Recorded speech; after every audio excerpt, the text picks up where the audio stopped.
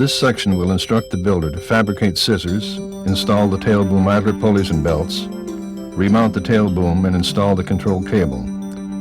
Note, it may be easier to mount the idler pulleys and scissors while the tail boom is off the airframe. Locate the following components.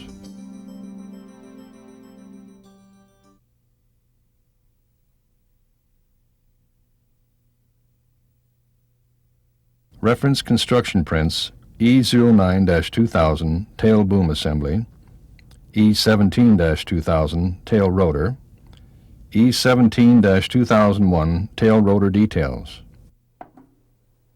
Clean a small area of the tail rotor idler pulley with acetone and a clean cloth. Then apply the temperature strip near the edge of the pulley.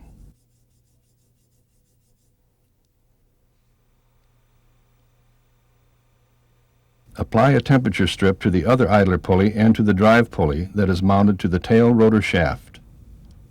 These strips are to be checked at every pre- and post-flight inspection to help monitor the condition of the tail rotor belts.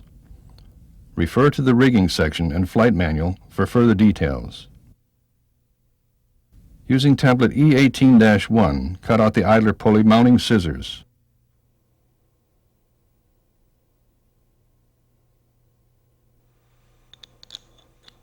Bolt two of the idler pulley mounting scissors together with the idler arm spool between them.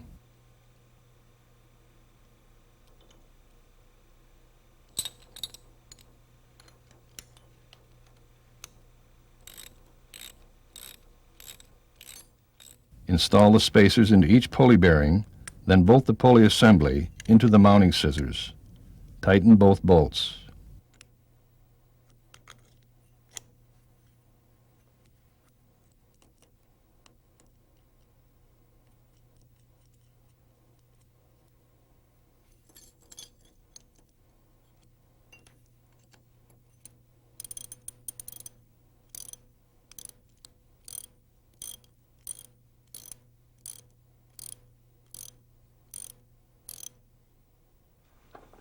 Check to ensure the assembly will fit into the machined area of the bulkheads without binding or being too loose. File the spool or add shims to obtain the correct fit. Apply grease to the outside of the scissors, inside of the bulkhead lugs, and both bolts.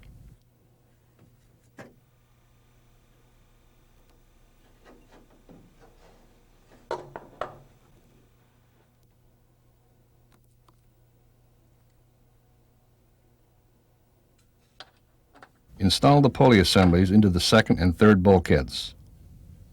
Tighten bolts snug, then loosen them just enough to allow the scissors to pivot freely in the bulkheads. It is important to make sure there is clearance around the ears of the scissors and inside radius of the bulkhead to allow the assembly to pivot freely throughout its full range of travel. This shows the idler pulley mounted into position on the third bulkhead.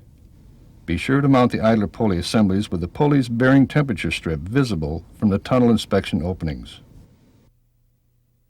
This is the tail rotor cable and the tail rotor cable mount tube weldment as received from Rotorway. Install the tail rotor cable into the mount tube weldment. Install the mount tube weldment and cable end to the tail rotor assembly on the floor as shown here.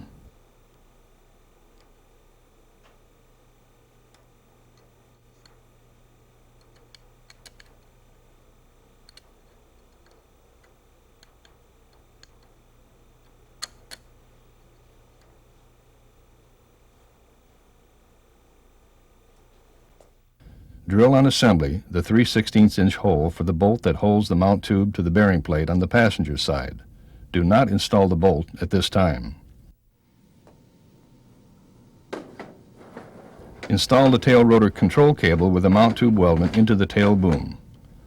Route it along the bottom until it reaches the third bulkhead, then route it to the passenger side until it reaches the tail rotor assembly.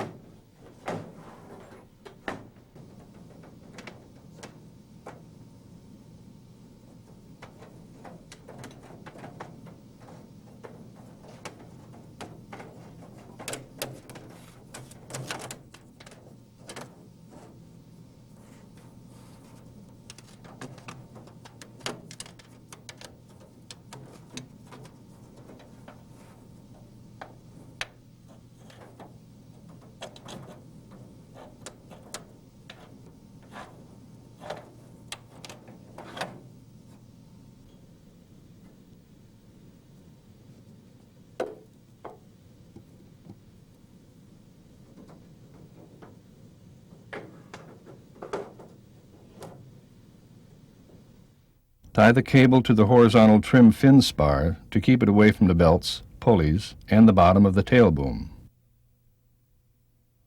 Reference the construction print E09-2000 for the proper belt placement and install the belts. From the secondary to the bottom of the first idler pulley,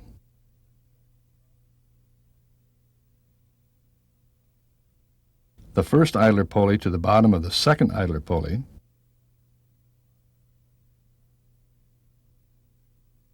and the top of the second idler pulley to the tail rotor shaft pulley. Note, the 112-inch belt is the rear tail rotor drive belt.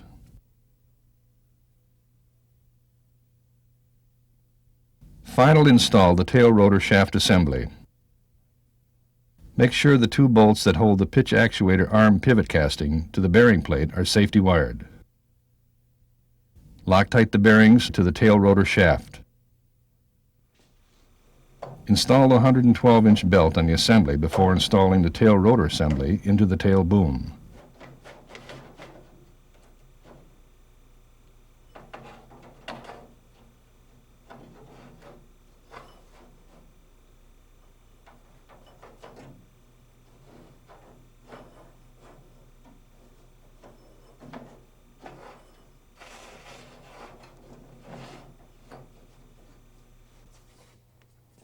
Set the lock rings and tighten the set screws.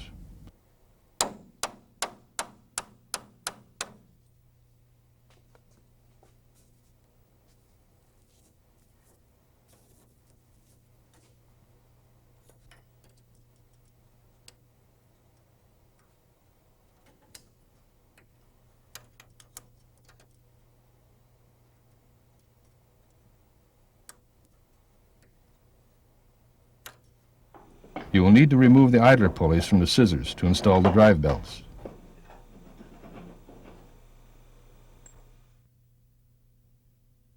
The horizontal trim fin spar must be removed on one side to allow the second belt to route properly. Install the bolt that secures the mount tube weldment to the pivot casting.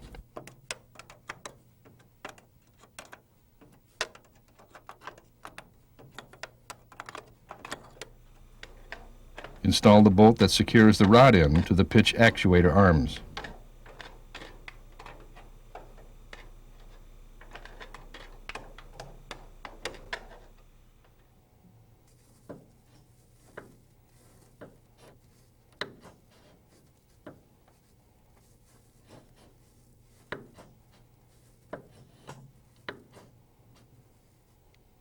Final install the cross shaft for the foot pedals. Grease the shaft bushings and the scissor beams.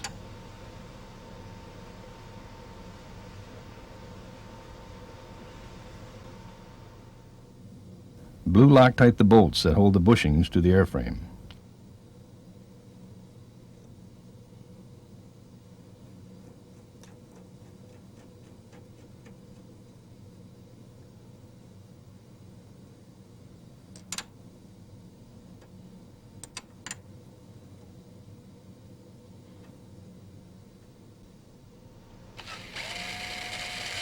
Drill and rivet the aluminum bushings to the airframe as shown.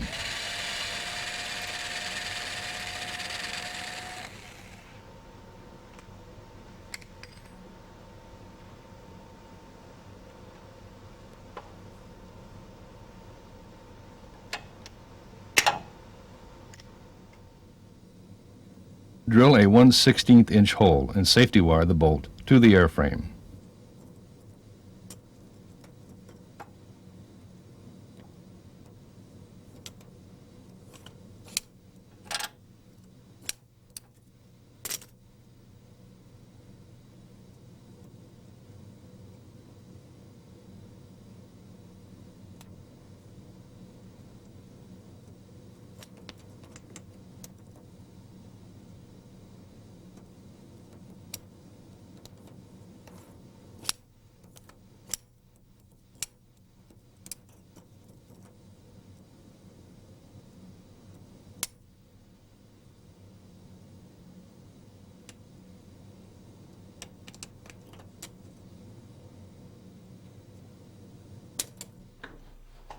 Refer to Section 25 for belt tensioning procedures and rigging the directional control.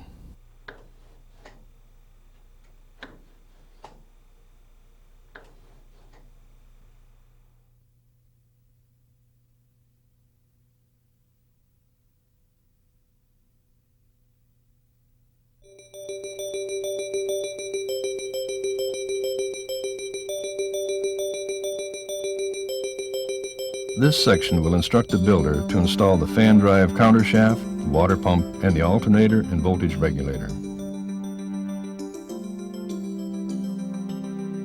Locate the following components.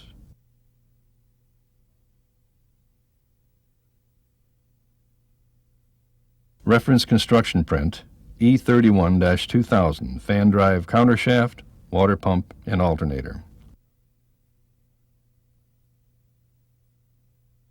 Referring to the construction print, assemble the fan drive countershaft as shown. Place the pulleys and bearings on the shaft. The lower and larger pulleys should be even with the end of the shaft. The bottom pulley should have the hub up, and the top pulley should have the hub down. Measure the distance between the pulleys on the secondary and match that distance in the fan drive countershaft.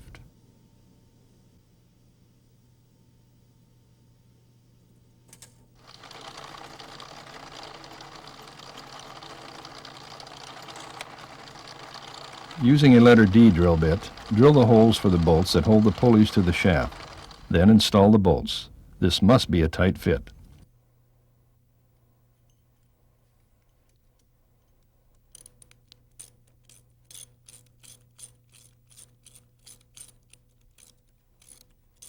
If the shaft extends past the top pulley, it may be necessary to cut it if it contacts the airframe bracket. Mount the assembly on the airframe brackets and install the belts. Move the assembly up or down in the bearings for alignment.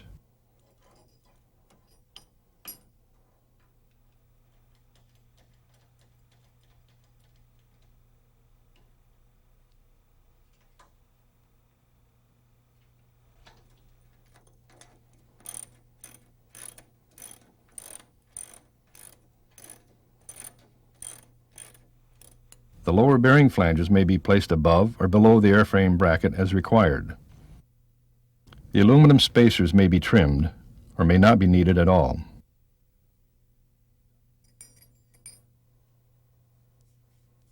On final assembly, Loctite both pulleys and bearings to the shaft.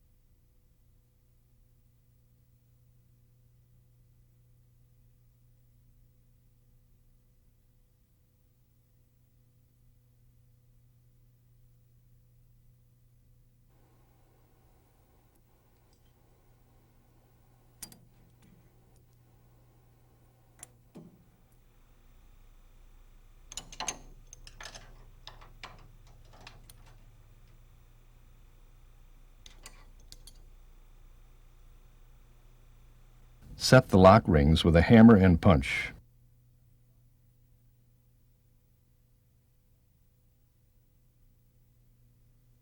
Tighten the set screws on both lock rings. This is the assembled fan drive installed in the airframe brackets. Refer to construction print E31-2000 when constructing the water pump assembly. Lay out and drill the 5/16 of an inch holes in the backing plate. Cut off the corner if necessary to clear the airframe tube when the water pump is at the end of its travel as shown.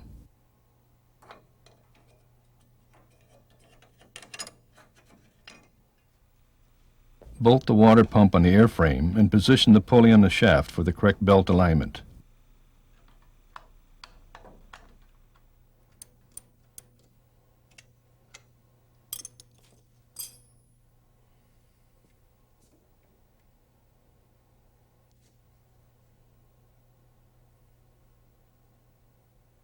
This is a tight fit. Do not drive the pulley in the shaft with a hammer, as this will damage the seal.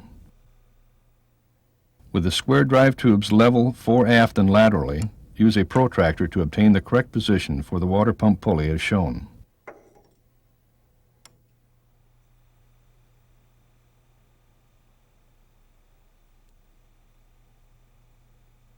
Remove the water pump and drill the 3/16 of an inch hole through the pulley and shaft.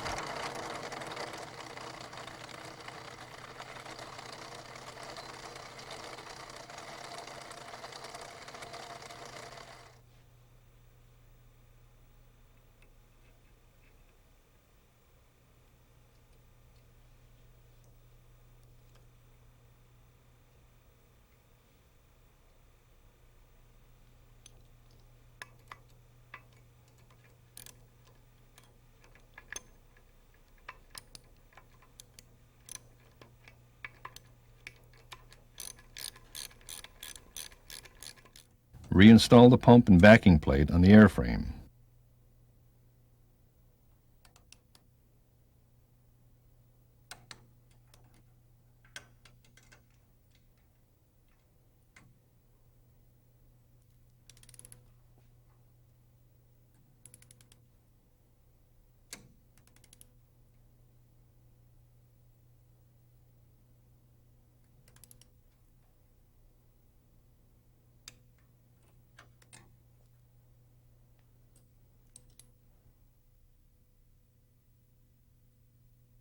The alternator and voltage regulator as received from Rotorway.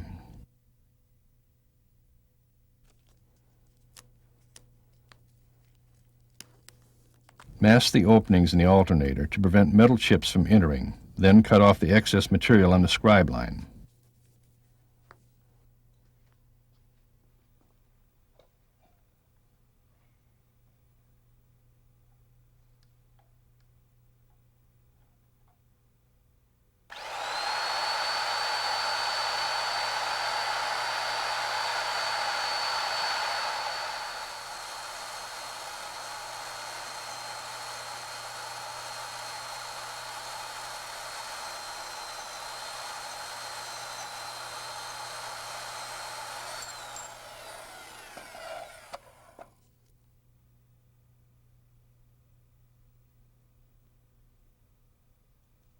Connect the wires from the voltage regulator to the alternator according to print E35-2001.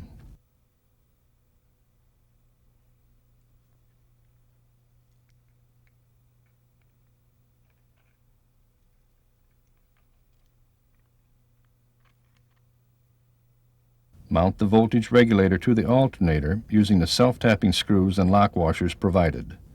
Note, these screws will cut their own threads as they are driven in. Make sure the screws thread straight into the holes.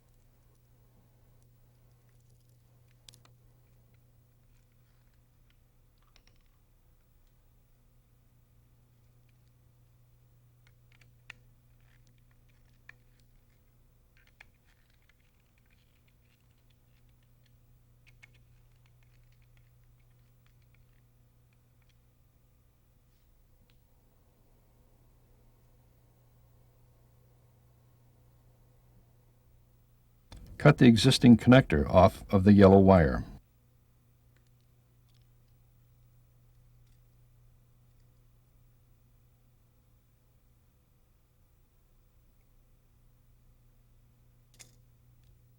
Install a 1-pin connector and insulator supplied on E35 card 1F. Use a pair of crimpers to secure the connector to the wire end and then install the insulator.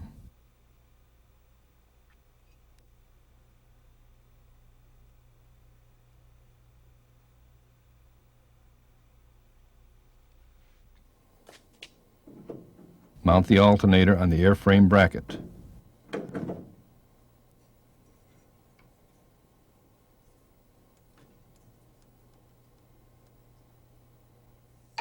Place a straight edge across the pulleys to check alignment. Add washers between the bracket and alternator if necessary to achieve alignment. Install the bolt from the bottom. Fabricate the belt adjusting strap. Drill the body of the water pump in this approximate area shown and bolt the strap to the water pump and alternator.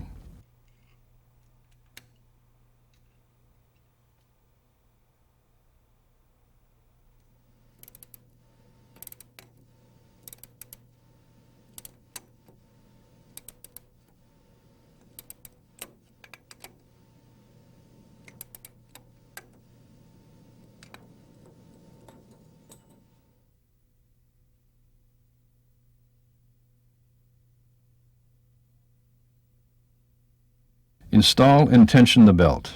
It should be tight enough so that the alternator pulley is just able to turn by hand.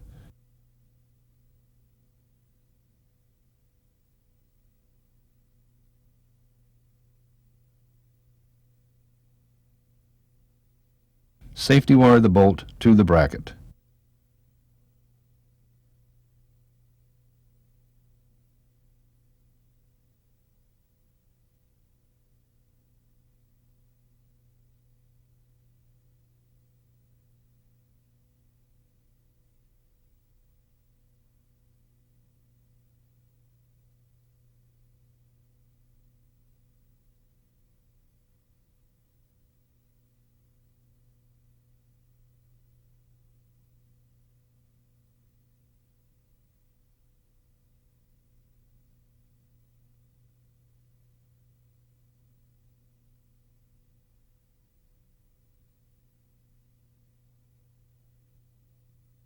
The water pump, alternator, and belt adjusting strap installed in the airframe.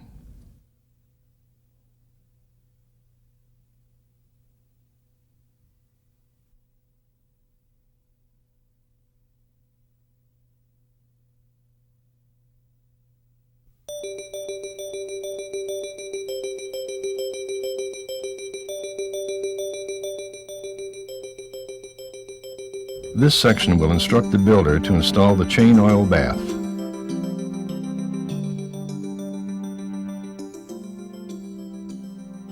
Locate the following components.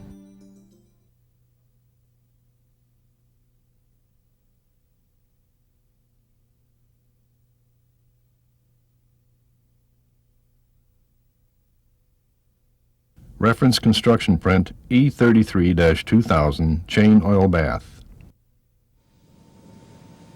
It will be necessary to remove the chain and lift the main shaft and sprocket to install the oil bath.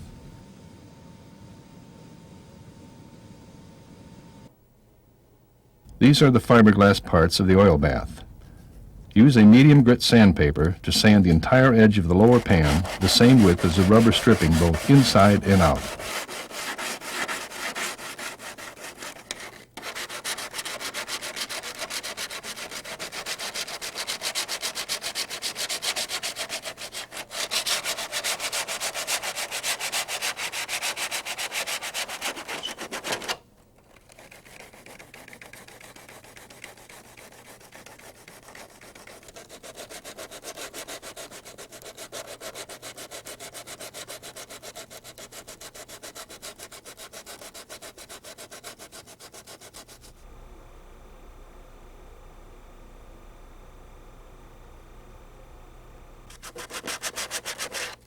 Wipe the area clean with acetone before gluing the rubber in place to achieve proper bonding.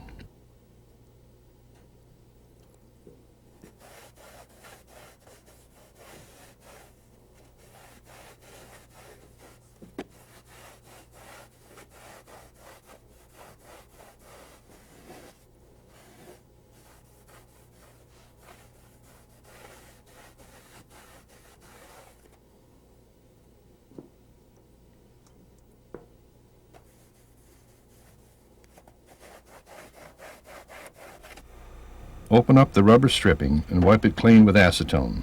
All of the white powder must be removed completely.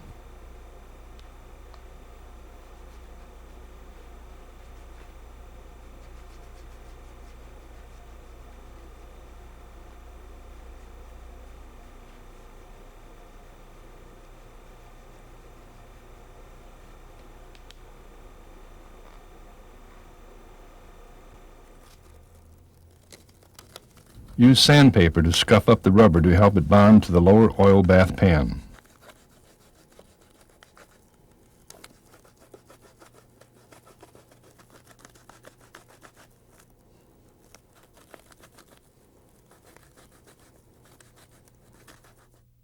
When installing the rubber gasket material to the bottom oil bath pan, the thin flat part of the rubber must be positioned inside. Fit the rubber stripping and cut it to length.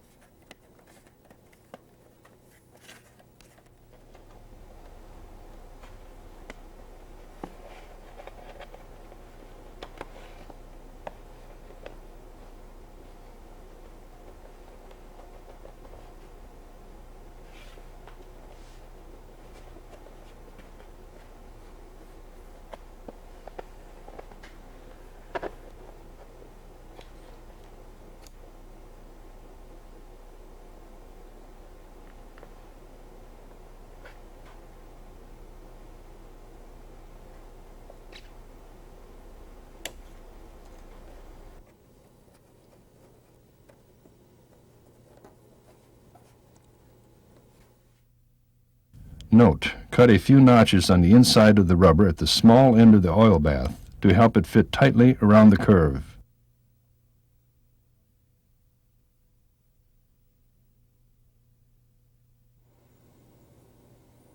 Mix the 3M 2-part epoxy adhesive and apply a layer to both pieces.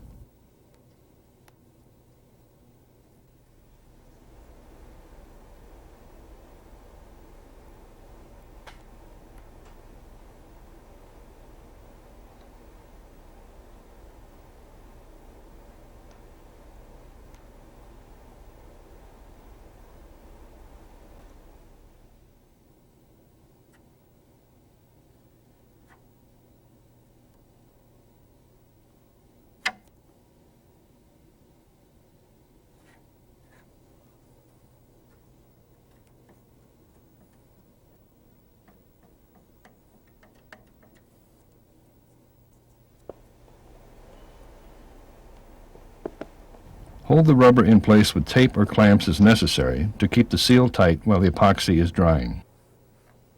A good idea is to place the lower oil bath pan upside down on a flat surface so that the epoxy remains inside the rubber stripping.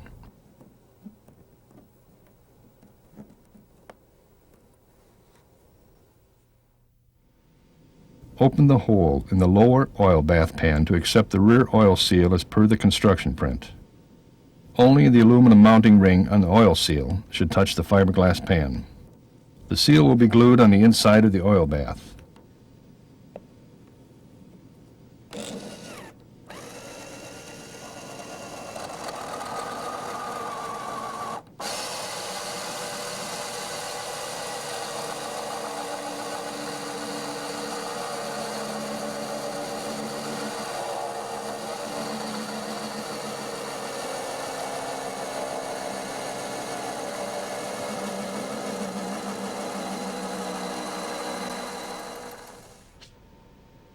Open the hole in the lower oil bath where the main shaft passes through. Note, no seal is required where the main rotor shaft passes through the oil bath. The oil level is not high enough at that point to spill out. Position the lower oil bath pan on the airframe so that it is centered over the secondary shaft and the lower main shaft bearing flange.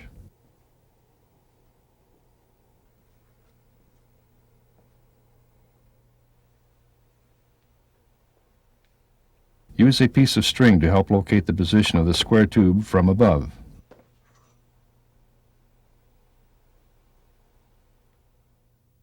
As per the revision in the construction print, the forward bolt for the oil bath should now be located in this position. Drill 3/16" holes to secure the lower oil bath to the fore and aft square drive mount tube on the airframe.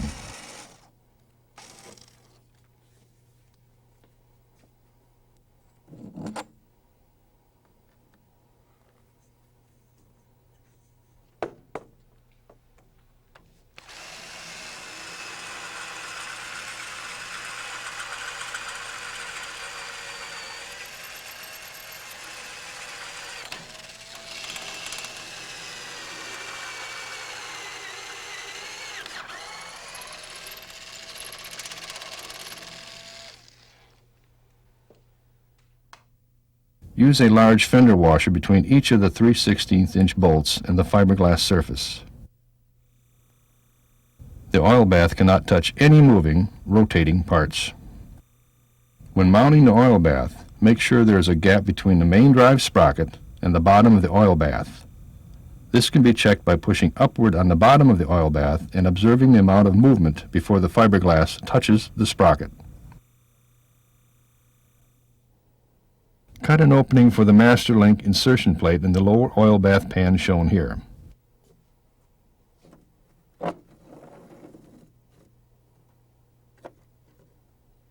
The fore-aft position must be located within this area because you must be able to remove the screws through the plexiglass inspection window opening.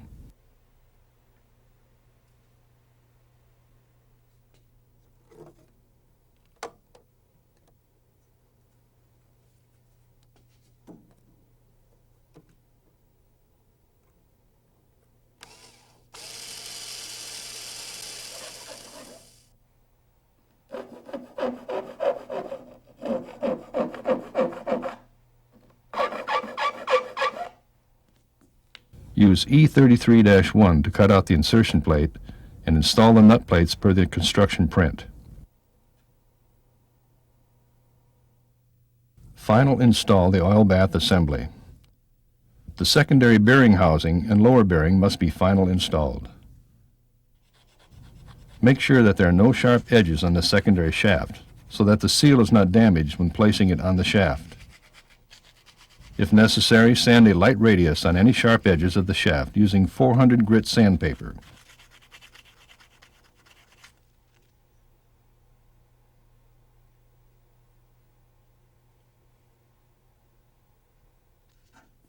Then clean the shaft with acetone.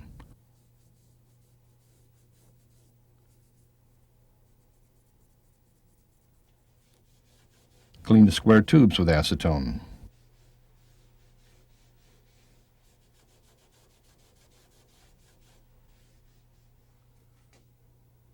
Apply a bead of silicone to the square drive tubes as shown.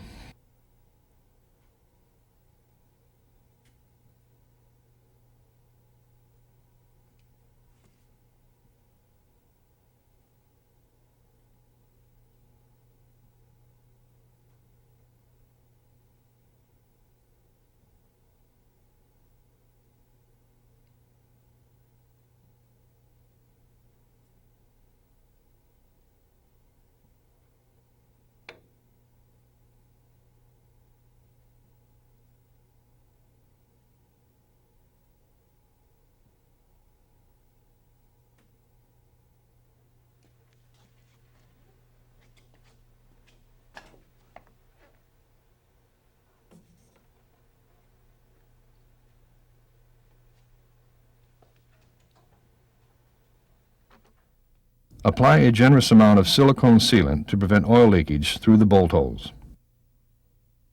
Note, once the oil seal has been glued in place, the position of the secondary shaft or the lower pan itself cannot be changed or the seal will leak. Use sandpaper to roughen the surface of the aluminum ring around the oil seal to help ensure a good bond. Also sand the mating surface of the oil bath. This area must be flat.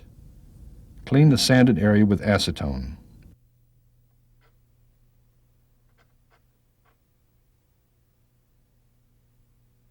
Apply a layer of 3M 2-part epoxy adhesive to both surfaces to be bonded. Carefully install the seal over the shaft and press in position. Use no weight to hold seal down, simply push in place and let seal center itself.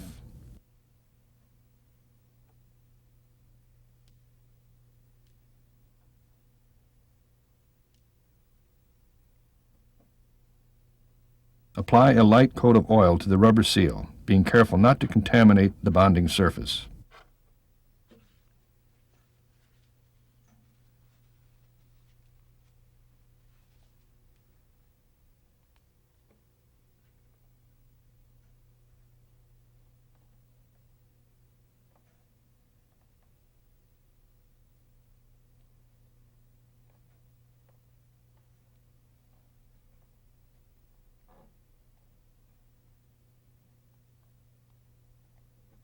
Wipe off excess epoxy, leaving a little around the edge to ensure a complete seal. Do not rotate the secondary shaft until the epoxy is hardened, approximately 12 hours.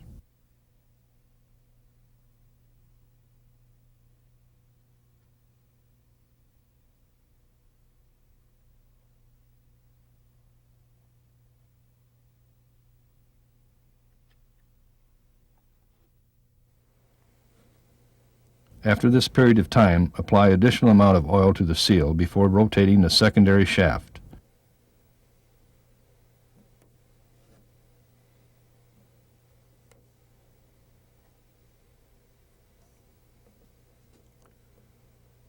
If these procedures are followed carefully, the rear oil seal should not leak.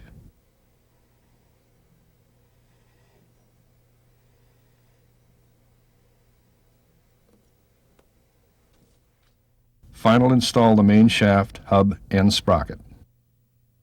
Make sure the bolt heads that hold the main sprocket to the hub have been safety wired to the sprocket as shown.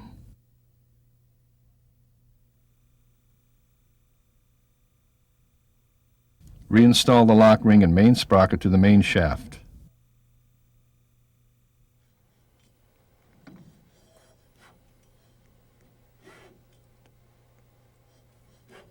Make sure the sprocket mark matches the mark on the shaft end for proper alignment.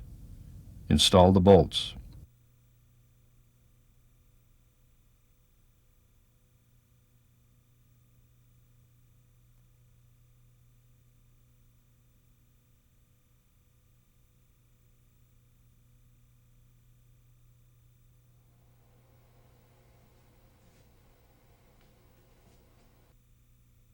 Loctite the lower shaft bearing to the main shaft.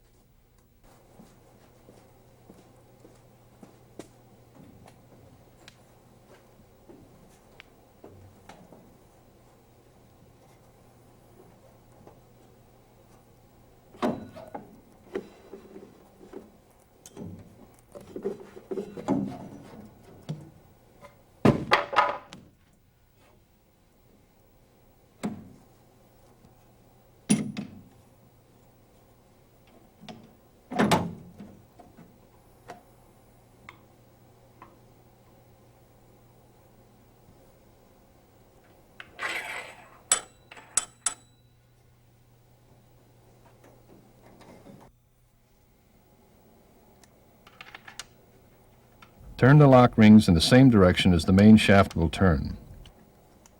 Do not set the lock rings until the Loctite is dry.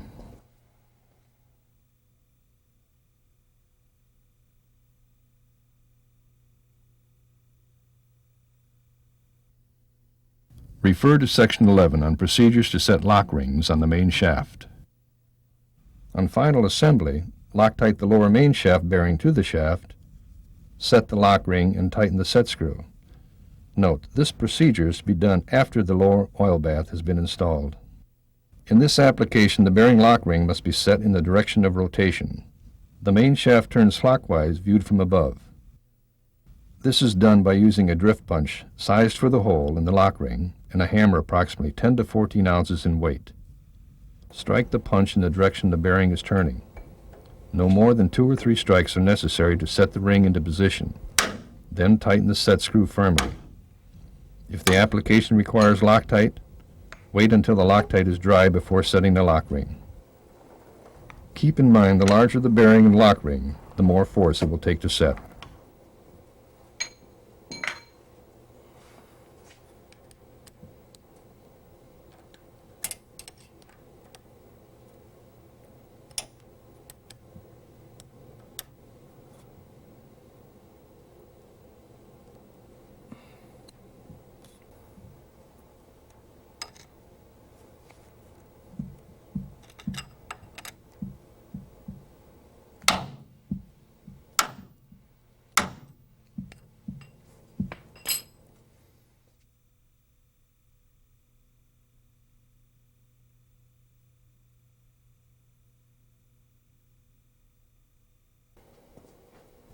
Torque the sprocket bolts to 18 foot-pounds and safety wire the sprockets as per the construction prints.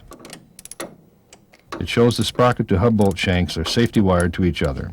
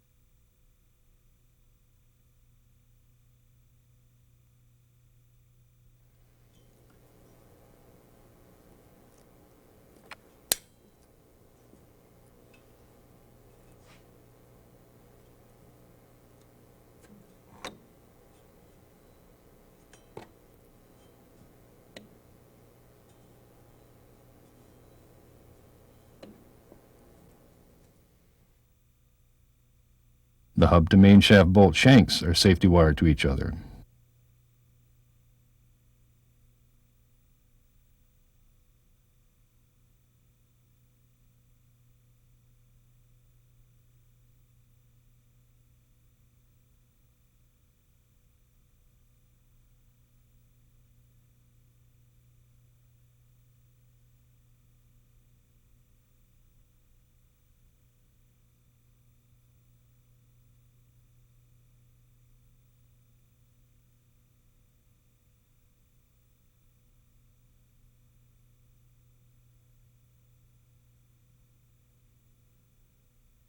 The hub to main shaft bolt heads are safety wired to each other.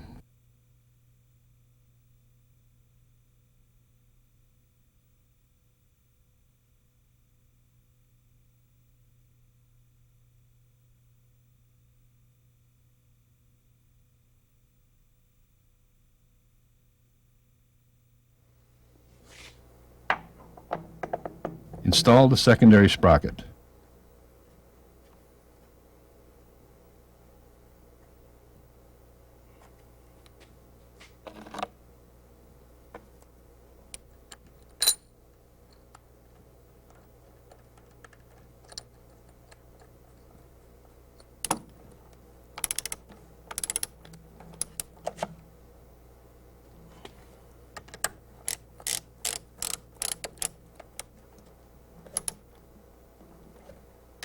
Torque the 3 5/16" bolts to 10 to 12 foot-pounds and safety wire the 3 bolts as per the construction print.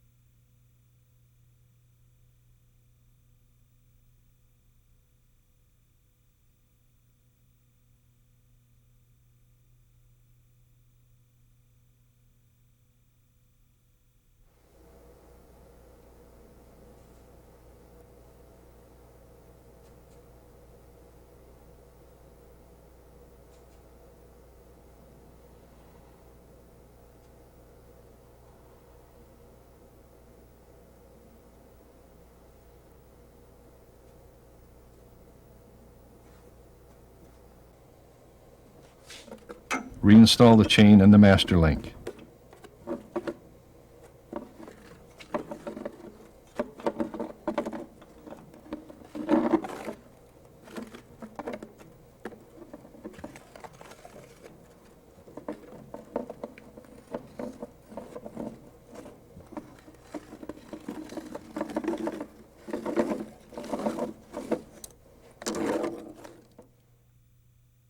Install the master link through the cutout in the lower pan.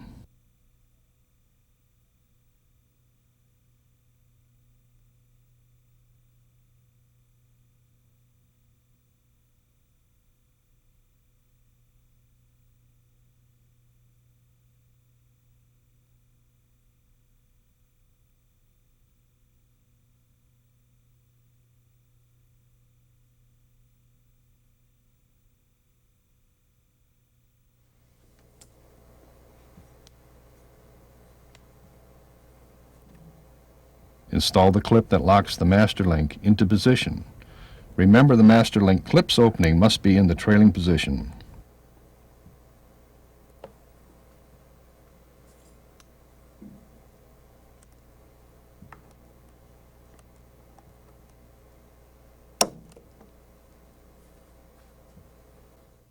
Sand the bottom of the pan and the insertion plate before applying silicone. Seal the insertion cover to the bottom of the oil bath with silicone and tighten the 4 screws.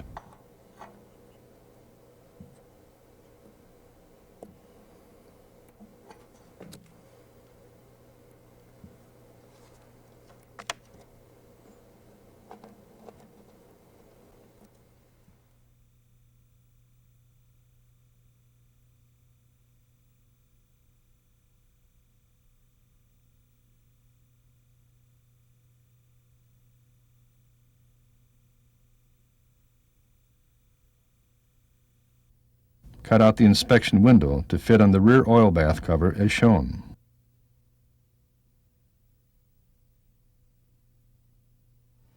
The window should not extend forward past the wooden brace on the underside of the cover.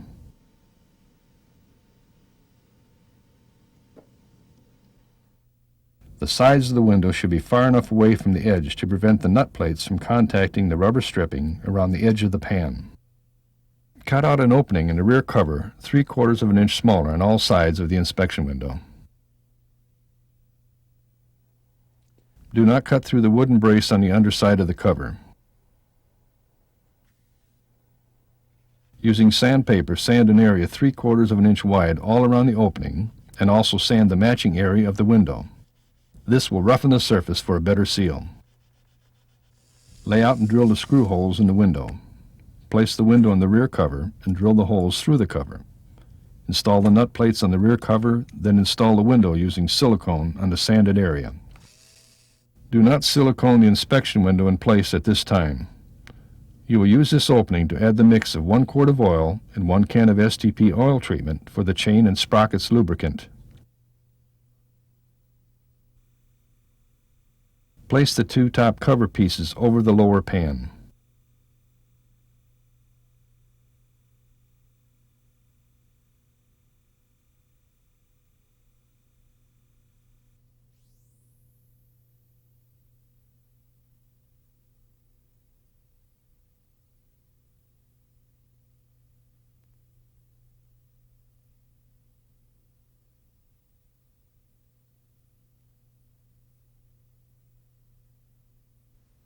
Trim the overlapping part of the front cover if necessary to achieve a snug fit. Locate the nut plates according to the dimensions on the construction print, making sure that the nut plates do not interfere with the chain.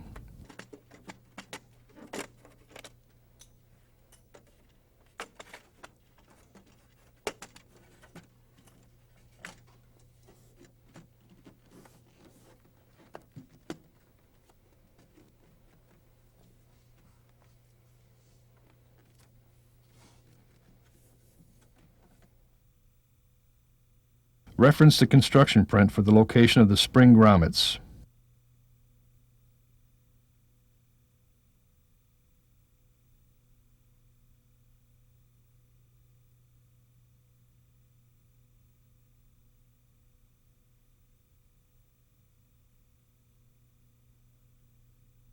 Install the 5/32 inch rivets. These rivets are used as spring grommets. Push out the shank of each rivet so the ends of the springs will fit through.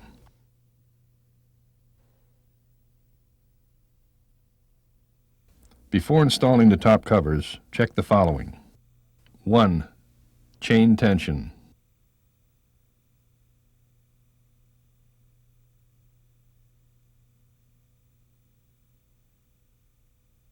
2.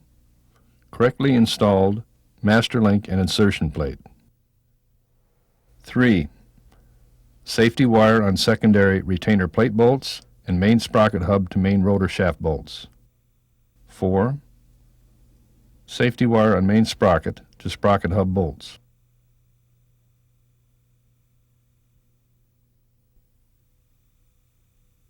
Reinstall the safety spacer. Remember to coat the main shaft with grease.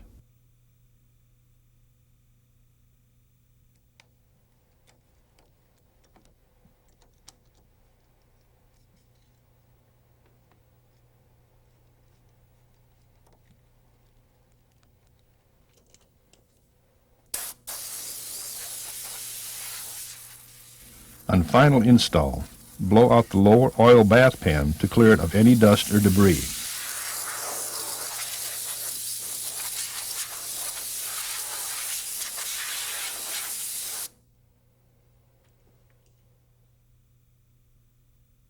Clean the front and rear oil bath covers and rubber stripping on the lower oil bath pan with acetone.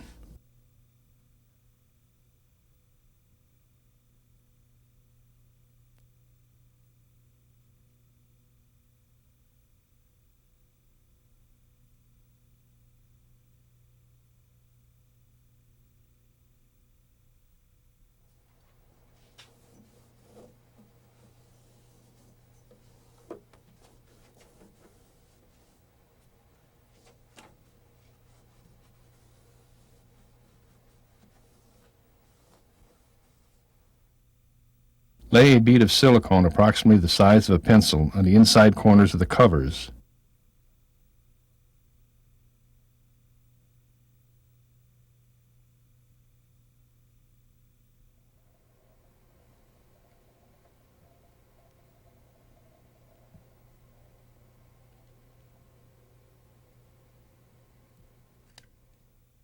Apply a small amount of silicone over the seam where the two halves of the cover join to prevent splash leakage.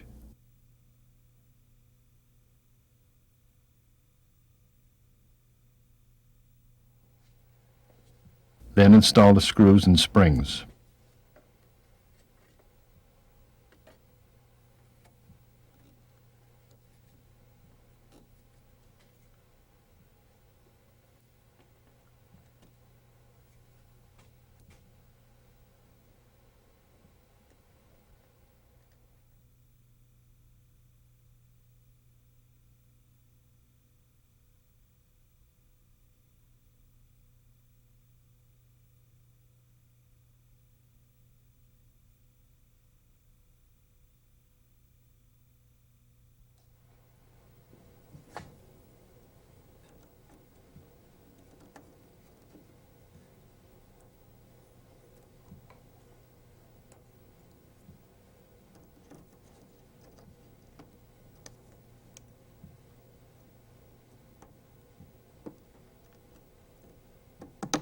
This is the spring installed with a rubber strip.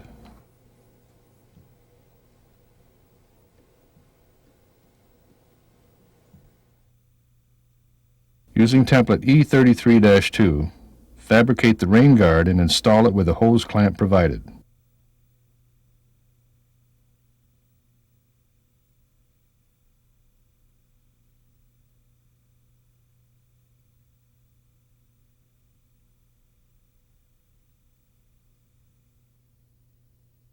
Drill a hole in the middle and use a bandsaw to cut the opening for the shaft. Note: be sure that the rain guard does not rub on the top of the oil bath when the shaft is turning.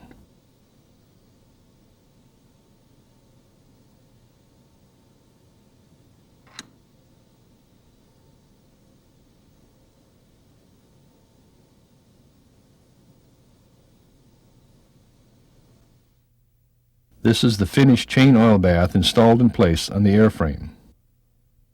Because of the size of the oil bath, the oil level is not high enough to spill out.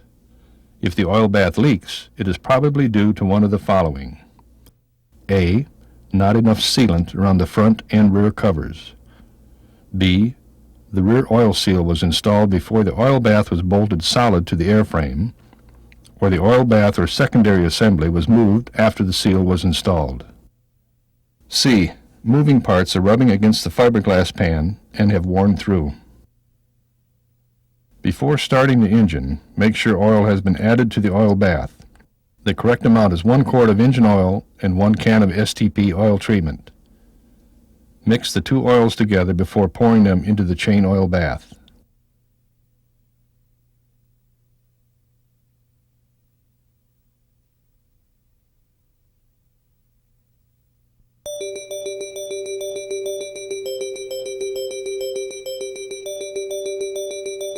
This section will instruct the builder to install the collective scissor, the collective spring attachment, and the cyclic control cables to the rotor hub assembly.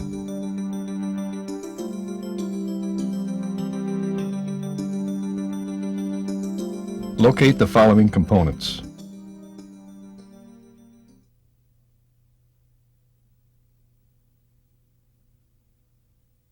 Reference construction prints E23-2000 collective spring and scissor, E49-2001 elastomeric main shaft, E49-2002 elastomeric swash plate. Construct the collective scissors mount as shown on print E23-2000.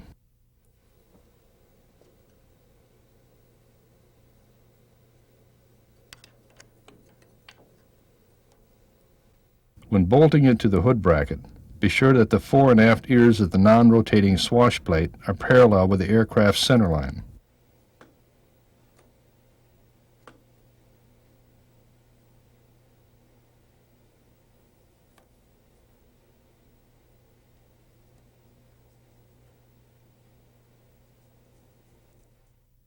When drilling the airframe, cover the oil bath and engine with a cloth to catch the metal shavings.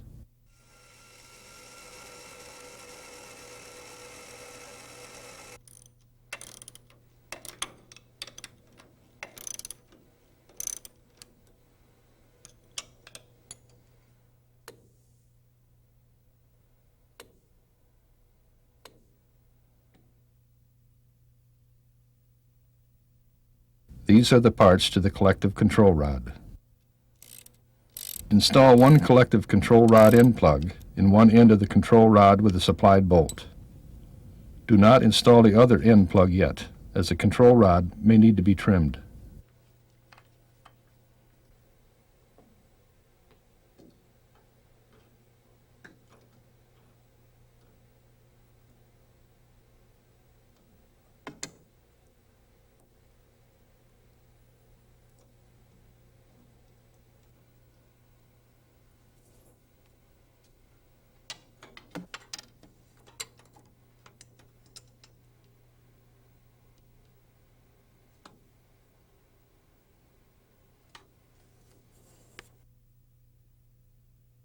Control arm G should be approximately 35 degrees from the center line of the collective and located approximately 7 1/4 inches from the center of the pilot stick as shown.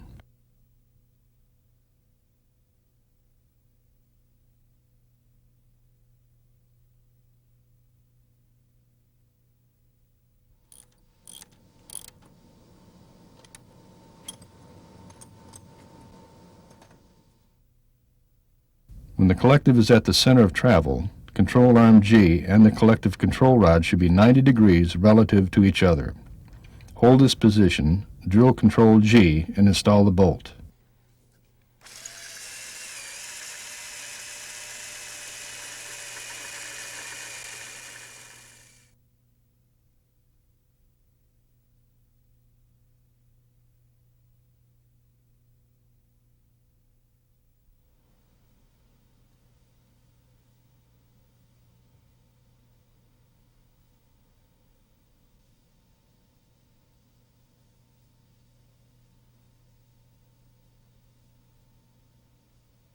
When the collective is in the full down position, the bottom of the slider ball should be approximately 50 thousandths from the top of the main shaft bearing.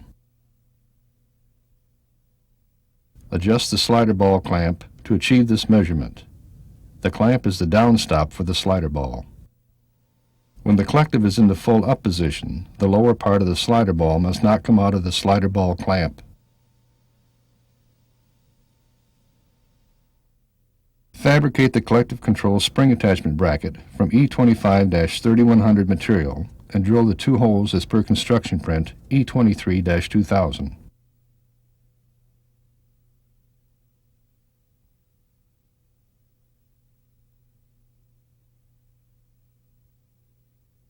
Note the collective spring length is as follows. When the collective is in the full up position, the spring length should be 7 1/2 inches. When the collective is in its full down position, the spring length should be 8 3/4 inches.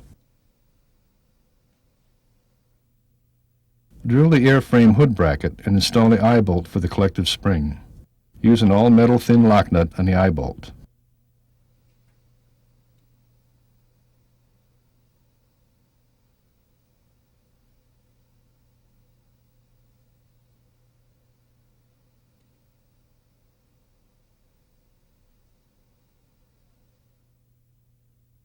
Finally, install the collective control shaft to the airframe.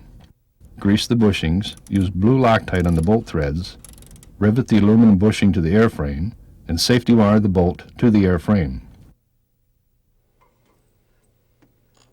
Install the cyclic control cables in the cyclic cable mount, so there is an equal amount of thread on both the inside and outside of the cable mount.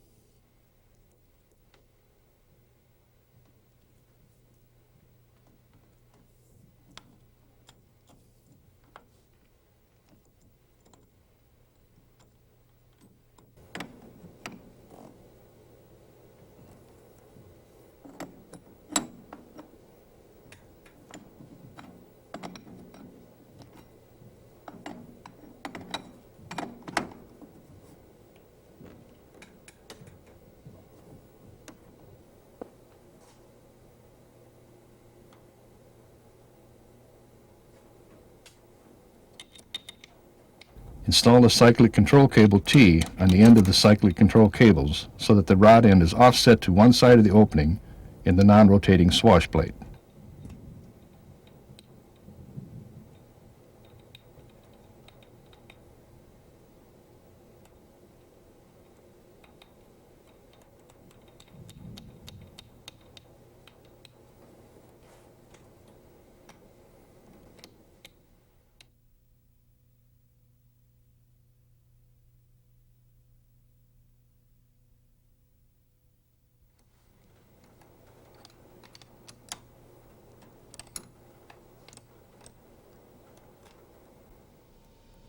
For the correct bias of the cyclic control cables, use a spring scale and attach it to the rod end.